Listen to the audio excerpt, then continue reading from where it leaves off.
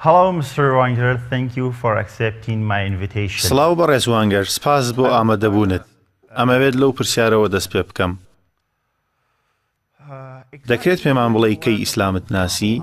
چۆن لەبارەی ئیسلامەوە فێر بوویت؟ من لە شاری یوشسکی ڕووسیا لەدایک بووم.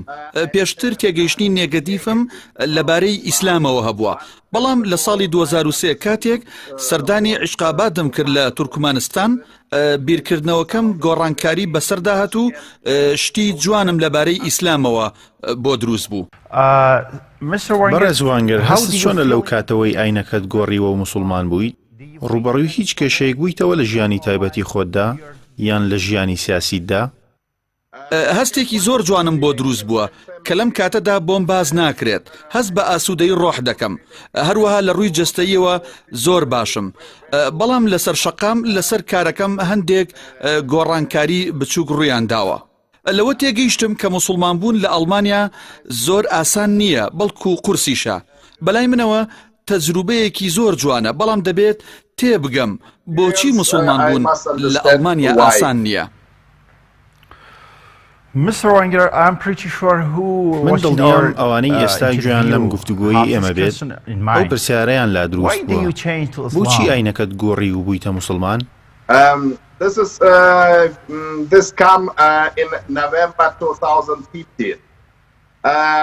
لە مانگی نۆڤەمبەری ساڵی 2015 بابەتێک ڕوویدا کە ئێستا ناتوانم ڕوونی بکەمەوە. سەردانی ویلایەتی باشکوورستانم لە رووسیا کرد. لەوێ لەگەڵ چەند هاوڕێیەک سەردانی مزگەوتێکم کرد.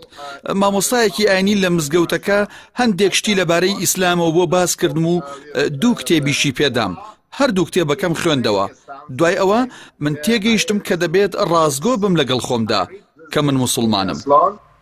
And after them, I have understood I must be honest to me. I am Muslim. I must convert.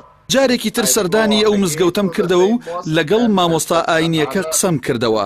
ئیتر ئێستا سوپاس بۆ خوا مسلمانم.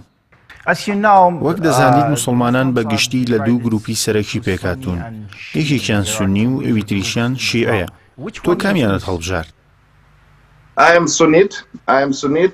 بەڵێ من سونیم. من لە زانکۆی ئیسلامی لە ویلایەتی باشکوورستانی رووسیا لە شاری ئۆرفا شتی باش لەسەر ئیسلامی ڕاستەقینە فێر بووم. من سەر بەم خوێندنگەی ئیسلامیم کە خوێندنگەیەکی لە بنەڕەتدا تورکیە. من هەستی باشم لەسەر هەموو ڕەوتە جیاوازەکانەیە و پێم باشە لەسەر هەمویان شت بزانم و من لەگەڵ ئومەی ئیسلامی دام.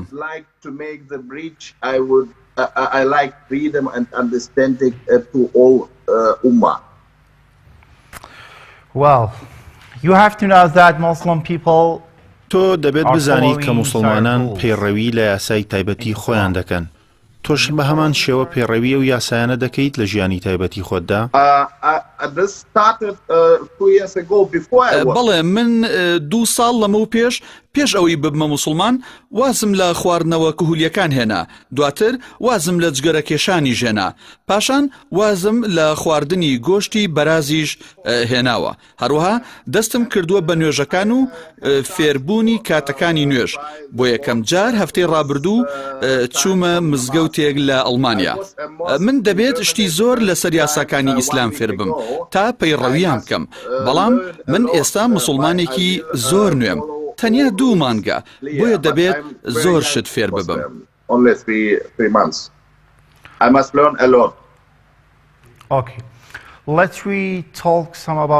ڕێگە بدە بە هەندێک باس لە ژیانی سیاسی خۆت بکەین.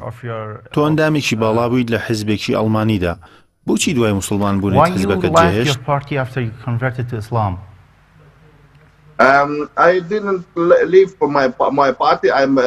من حیزبەکەی خۆمم جێ نەهێشتووە.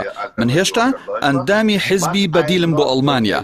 بەڵام چیتر بەرپرسیارەتیم لە ناو حیزبەکەدا نییە، لەبەرەوەی کاتی زۆرم پێویستە بۆ تێگەیشتن لە ژیانی نوێم، بۆ فێربوون لەسەر ئیسلام. بەڵام هێشتا ئەندامی حیزبەکەمم، چونکە ئەمەوێت ببمە پردێک لە نێوان حیزبەکەم و ئیسلام، چونکە پێم وایە حیزبەکەم و ئیسلام شتی هاوبەشیان لە نێواندا هەیە. وەک وتت تۆ هێشتا ئەندامی حیزبەکەتی پێت وایە ئەوان تۆ پەسەند دەکەن لە کاتێکدا حیزبەکەت لە دوایین هەڵبژاردندا کەمپینی دیژی ئیسلام و پەنابەرانی بەکارهێنا؟ زۆر سپاس بۆ ئەم پرسیارە سەرنجڕاکێشت. هاوڕێ سیاسیەکانم بە بڕیارەکەم ناڕەحەت بوون بێگومان، بەڵام ئەمە بابەتێکی تایبەتیە و تایبەتە بە خۆم بڕیاری لەسەردەم. من ئەوە دەزانم خەڵکێکی زۆر لە ناو حیزبەکەمدا لە دەزەدەم، بەڵام ئەوەی کەمێک بیر لە داهاتووی ئەڵمانیا بکاتەوە بێگومان لەگەڵ بڕیارەکەی مندا دەبێت.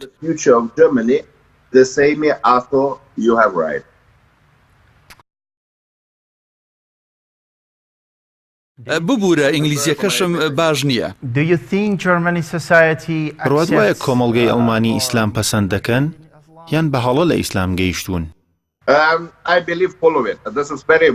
من بڕوام بە شتێکەیە کە زۆر گرنگە. کۆمەڵگای ئەڵمانی بوونەتە دوو بەشەوە. ئەوانەی بەرەی چەپن لە چەند پارتێک پێگاتون، ئەوان هیچ بیرکردنەوەیکیان لەبارەی خودا و ئاینەوە نییە. هەر بۆیە ئەم کۆمەڵەیە بە شێوەیەکی ئەرێنی باسی ئیسلام دەکەن. ئەوانەی بەری ڕاستن وەک حیزبەکەی ئێمە، ئەوانی هیچ بیرکردنەوەیکیان لەبارەی خوداوە نییە، بەڵام بە خراپی باسی ئیسلامەکەن. هیچ کامیان بیر لە خوددا ناکەنەوە.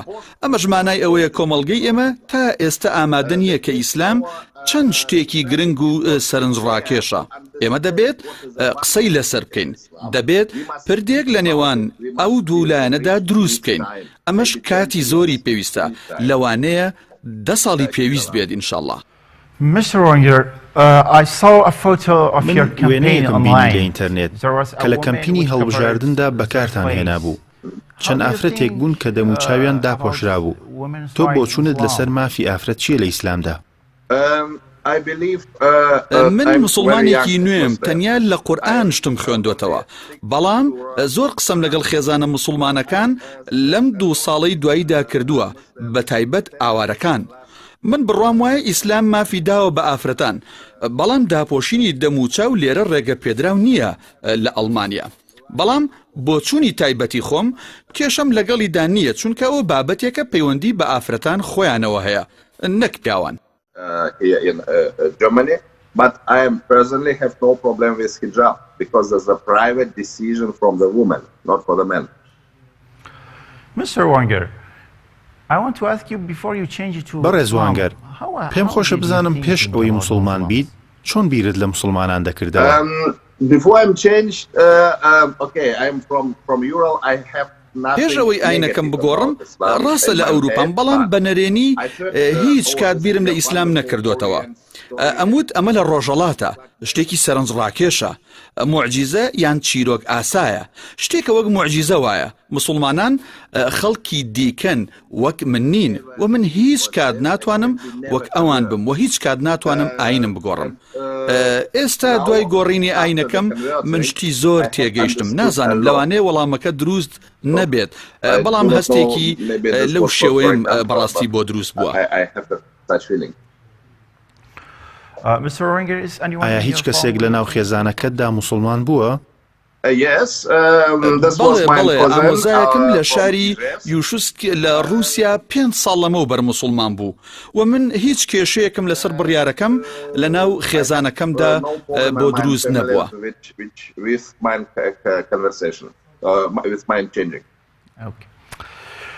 Here's my last question, Mr. Wanger. ئەمە دوایین پرسیارمە بەڕێز وانگەر. پلانی داهاتوو چییە لە ژیانی تایبەتیت و لە ژیانی سیاسیشدا؟ I worked for the Bashkortostan. من ماوەی 2 ساڵە بۆ شوێنە کارەکەم لە ناوچەی باشکورستان لە رووسیا. ئێستا بزنسێکی بچووکم هەیە، شتێکی بچووکە، ناوەندێکی ڕاوێژکاریە. هەروەها کاری دووەمم کە زۆر بەلامەوە گرنگە، ئەویش بنیادنانی ناوەندێکی فکریە لەسەر ئیسلام لە ئەوروپا، لە ئومەتی ئیسلام. خۆم ئامادە دەکەم بۆ ئەم پرۆژە گەورەیە. Point Islam in Europe, Islam and state, Islam and national, and I will start in my Facebook tomorrow prepare for this big project. Okay, thank you very much. زۆر سپاس بەڕێز ئارسەروانگەر بۆ بەشداریکردنت لەم گفتوگۆیە. زۆر سپاس. Okay. Thank you.